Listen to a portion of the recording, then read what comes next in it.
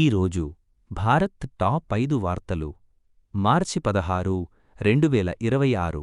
1. దేశవ్యాప్తంగా LPG gas కొరత. కొన్ని రాష్ట్రాల్లో ఎల్పీజీ సిలిండర్ల సరఫరాలో ఆలస్యం జరుగుతోంది.